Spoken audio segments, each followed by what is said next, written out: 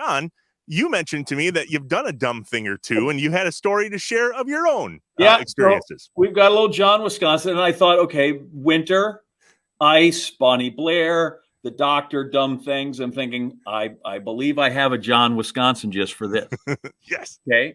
So we hearkened back, and just for you, it happened in 1983. Hey, Yahtzee, great year.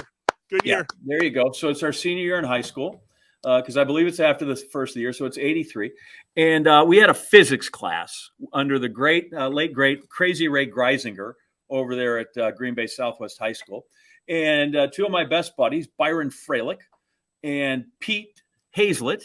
Pete has worked down in Madison for 100 years. Byron's still back there at home in Green Bay. Yeah, no, Byron.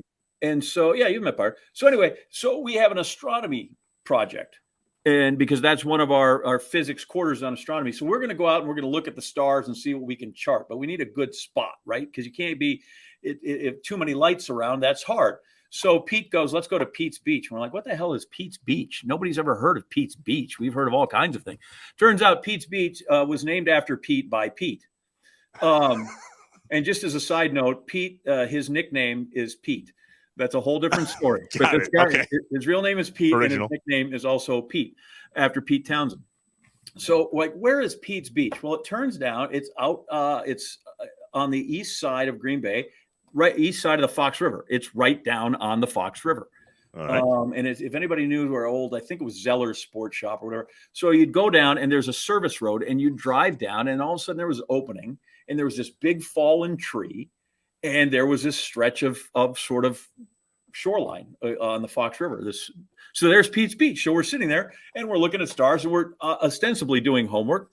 Uh-huh. We might have been drinking beer too, because we're 18. It's allowed. It's legal. Got it. So we probably had a Miller Lite in there, and so we're taking our things. Now we decide, you know what?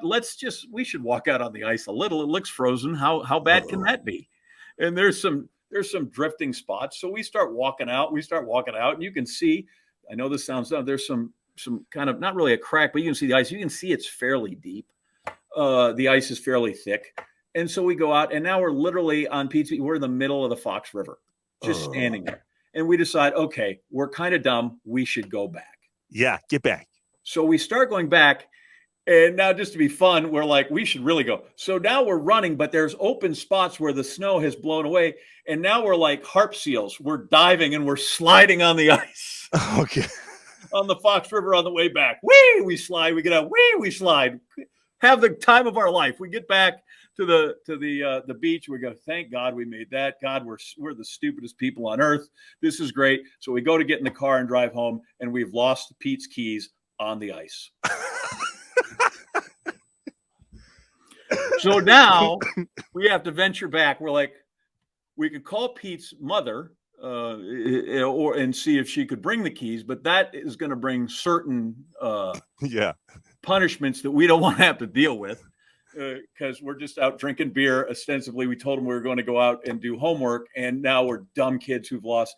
So we go out on the ice to find the keys. You haven't called Mom. Fools have been sliding all over the ice in the Fox River. It's good. We go walking out, walk straight to them. No. Just start walking out. We spread out. We start walking, and about 2/3 of where we had been, Pete's like, got him. We turn around. Took us no more than 2 minutes to find these keys in the middle of the ice. No mom call needed, no orthopedic surgery. You got lucky, home, J.A. Didn't have to towel off. Nothing. Got the physics project done for Crazy Ray. Had a beer or two. Got a great story out of it. And I might be just as dumb as anybody who's ever stuck their hand in a snowblower. But yours didn't end in any blood. Little maybe tears of laughter, and one hell of a science project. Walked right out, found the keys. Remarkable. But the sheer terror for those few minutes, like, holy crap, have we really? And you say you stepped in it, but we didn't, because we stepped on top of it. But we were just, yeah. And we were going to be really brave to try to go all the way across and get some coal out of one of the coal piles to prove that we had gone all the way over, and we'll bring coal back. And then this will be our proof. And then we're like, do we really want proof that we're the dumbest people on earth? Probably not. So let's not. I don't know. Let's not Drive go over the all bridge. the way. Let's go halfway or a little more, and then then we come sliding back. Dicey. So, there you go. Dicey. Oh, that's a good joke. 1983, another reason it was a great year. Great year. Wisconsin. Wisconsin at his finest. Yeah. So there you go. So there is a moral to this story, kids. Mhm. Don't go walking out on the ice like that. That's just dumb.